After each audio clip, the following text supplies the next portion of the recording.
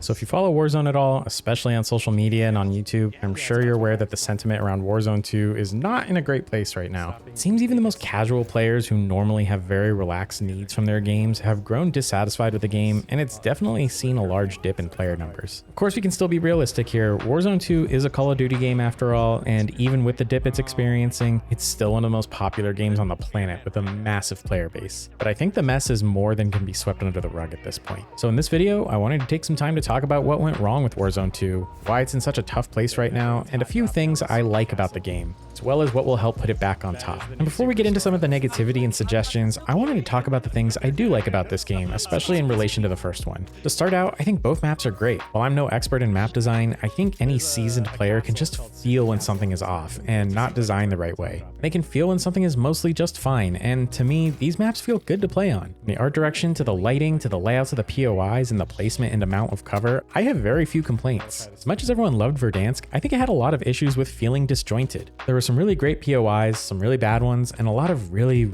uninteresting design in between. Caldera felt like it really lacked personality and had what to me felt like a layout that promoted poor pacing with a god-awful color palette that made it boring to look at. Even Fortune's Keep felt like it had too many high vantage points for my liking. End of the day, I think these first couple of Warzone 2 maps have struck a great balance for promoting a pace that's faster than most BRs without just feeling like a string of chaotic TDM matches. With this, there's also visibility. If you watch any of my old Warzone 1 videos, one of my single biggest complaints was how bad visibility was in that game. It's honestly crazy how difficult it was to see people, even when they're right in front of you. When I play games like Battlefield or Warzone 2, I can actually see properly. I have to give the developers a ton of credit on this one. It was one of the biggest contributors to me giving up on Warzone 1 for a long time, and I'm glad that's not present here. I'd also like to show my support for dialed back movement, though I know this is a little bit of a hot take. I don't necessarily agree with all of the changes in their entirety, and I'll elaborate more on that later, but I think the advanced movement mechanics of Warzone 1 really killed the fun for me. It didn't really feel like a natural part of the game, and it wasn't satisfying or interesting to do in my opinion. Even when I was able to master most of the movement techniques that were so popular in that game, I hated doing it. It felt like cheesing the opponent, not like I'm winning with skill. Slide canceling and bunny hopping honestly just felt like exploiting something that was originally a bug rather than an intended mechanic. So I am glad that that advanced movement meta is gone. I know some will say that it lowers the skill gap, and while that is probably partially true, I'd prefer this BR experience to be more about awareness, gun skill, and decision making rather than who can break the camera the best. I'm also happy to see the infinite UAV spamming gone.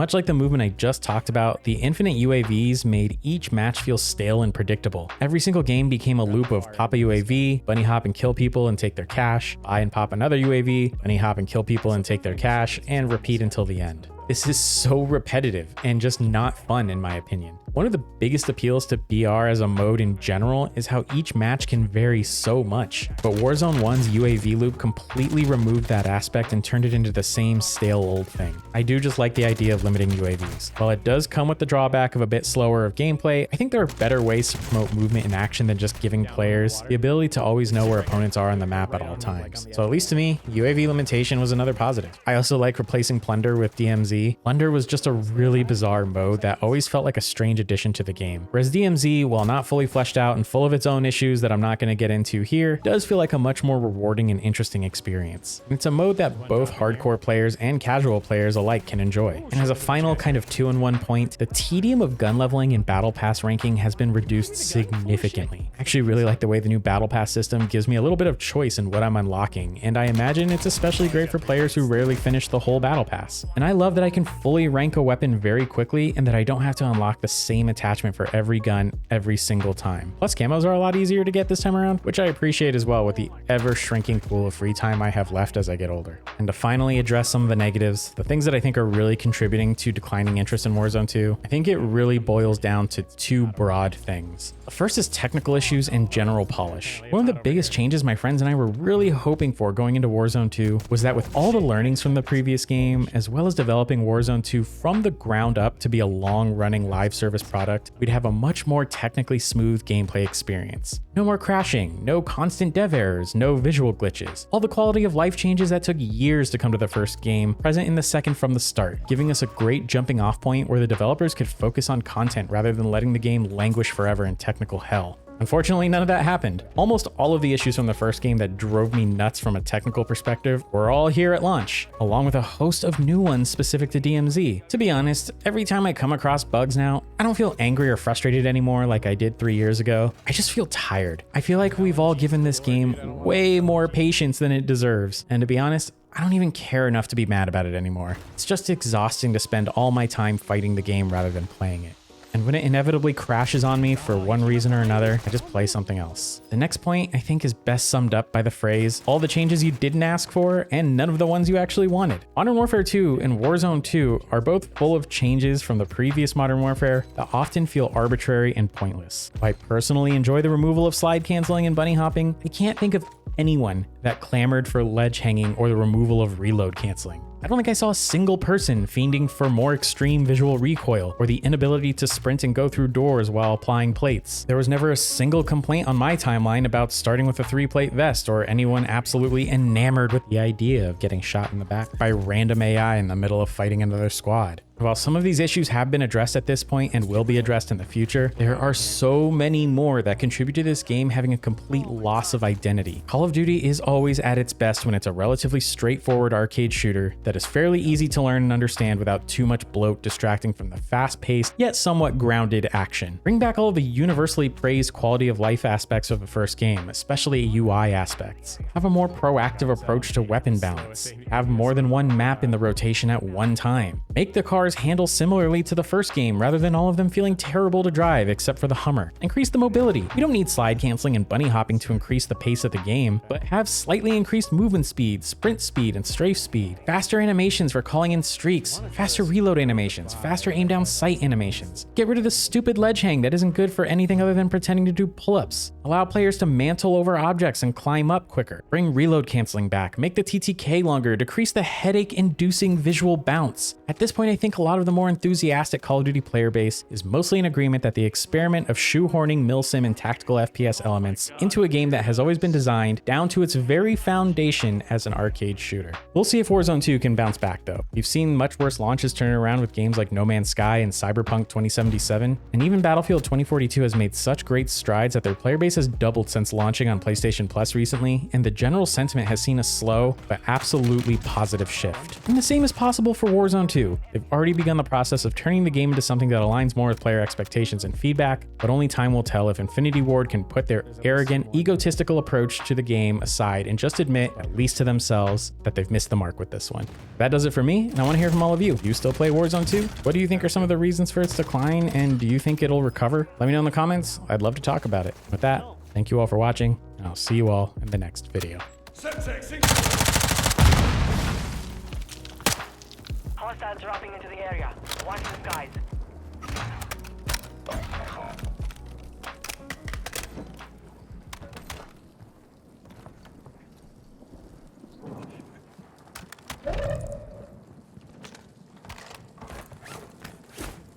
Your squad mate's back on station.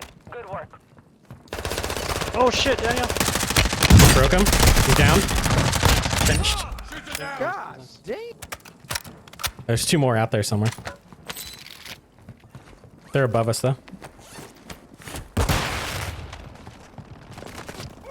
Got one. Okay, cool.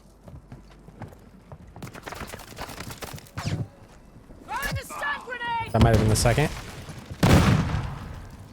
You boys have plates. Please, No. plates.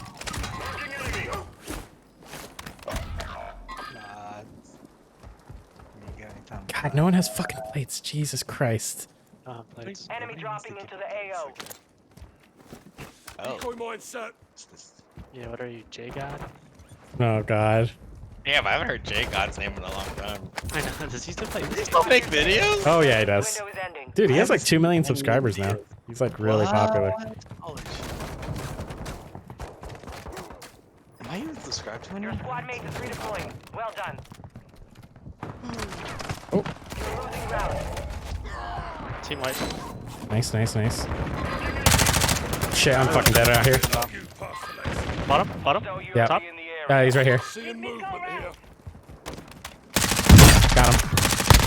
Your team is still outside the safe zone. Fuck with the samurai, dude. reminds me of that Matt Damon movie. Oh, Great Wall. Where? That was so ridiculous when they put him like in a movie about like ancient China. Yeah, he was supposed to be like an ancient, the white guy in ancient. That's fucking hilarious. They gave him like a, did they have him like have long hair and shit too? Yes, they tried to make him look like, I don't know, ancient? I don't know how to describe it. Dude, this guy that was doing the fucking prayer and thing, he was like, his brother or something. Oh, there's 3 more in the building there. Okay, holding them up. Have reinforcements inbound. I pinged one. Surprise, bitch! Oh, he's really weak right there. He's 1-y.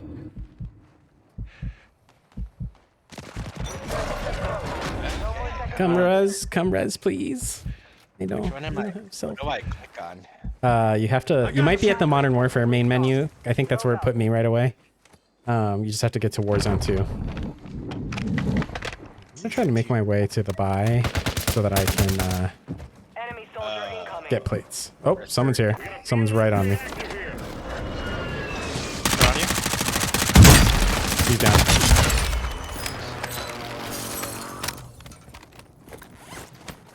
Dude, we have so much fucking money. I know. Where's this buy station? It's so Shit. crazy. Hella people jumping off. Oh god. Oh, down one. Oh, nice. Buy station on the ground, huh? Yeah, I think so. One's with the riot shield right there. It's live. He dropped down to the 3rd floor. Or 2nd floor, or whatever floor that There is. are 24 enemies active. Keep them on.